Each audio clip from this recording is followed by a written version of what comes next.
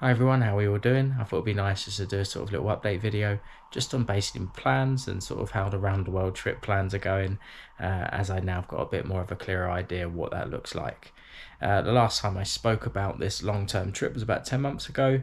I'd done a video just of me cycling to Italy over the summer, which was great, but I didn't really talk about anything in my long-term thing. It was just about that trip.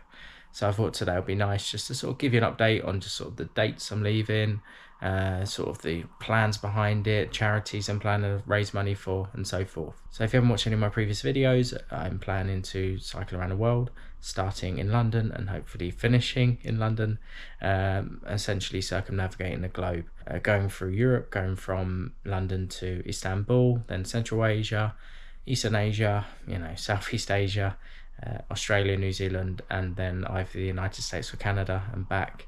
And basically doing this over about 1.5 to 2 years. Something I've been working on for quite a while now. It's been about a few years in the making, saving money and just getting things in my career all sorted. Being a teacher, I wanted to get quite a bit of experience and basically got my qualifications in line before I went. So now I've got the opportunity now to work abroad if I want to, and that's just all done basically, and now I'm free. So the planned leave date is around April, so I haven't got this set in stone absolutely yet, but the idea behind this is maybe it'll still be a little bit miserable, the weather in the beginning sort of month or two in Europe, but it won't be hopefully too cold. I'm not going to be chasing the seasons for the later part of the Asian side of the trip. I don't want to obviously be entering like China in November, December times. It can get pretty cold. So alongside my cycle, I'd really like to raise some money for a particular charity. This one being for me is called Great Ormond Street Hospital, also known as GOSH.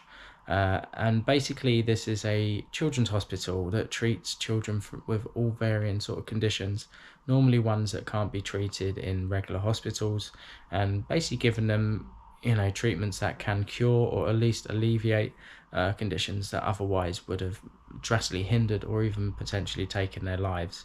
Working in the school environment, I've been around a few children who frequently visit Great Ormond Street Hospital, and they speak really highly of this, and it's really quite amazing the work they do, and I think it would be a nice sort of organisation to really help and work alongside that. So I've been talking to them. I've been in communication the last couple of weeks. I only just reached out to them about 2 weeks ago. They spoke to me about, going up and seeing some of the team. I unfortunately can't go into the hospital, which is something I really would have loved to have done, and meet some of the children and the team and sort of see what they do. But due to sort of COVID still and other disease control and stuff like that, they're not allowing that, which is understandable. I did email and just say, is it possible to maybe virtually talk to some of the team? And they said that could be possible. So if that does go through and that's possible, I will try to include some of that inside of the channel.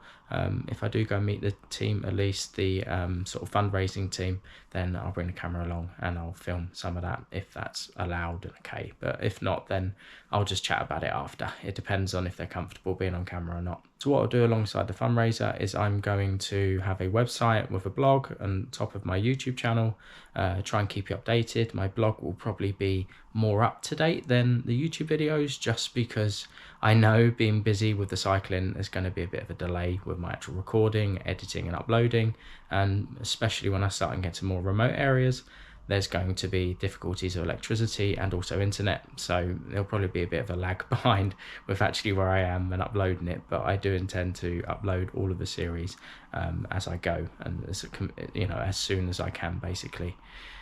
So alongside this, I will have a sort of fundraising page for anyone who wishes to go and donate some money to Great Ormond Street, which would obviously be amazing if any of you did want to do that. But even if not, then, it'd be amazing just to share this experience with everyone who's following so far. I've really enjoyed just the experience so far. I've really enjoyed uploading the last couple of videos. I have found I've started to improve upon my sort of filming around cycle touring.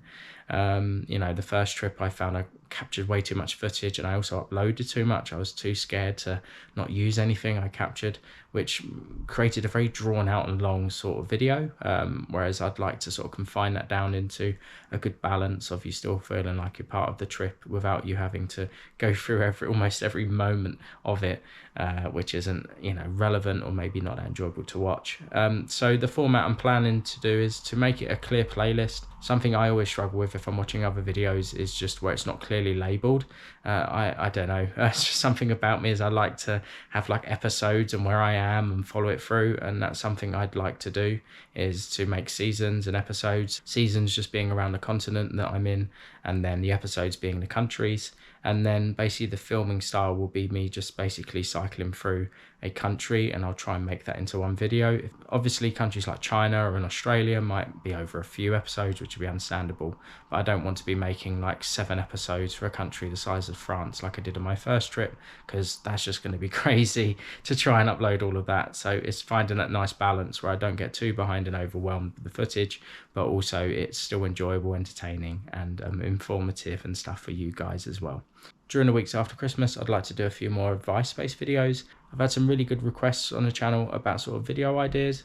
One being about sort of bikes and how you choose a bike, which I think would be a good one to do. Another one would just be about equipment and sort of what I'm bringing in terms of camping equipment, cooking equipment, and so forth. And just a few others that I feel relevant and going to be helpful for you before I do leave. Being a teacher at the minute in the UK, it's very busy, so it's not like I'm trying to ignore the channel or anything.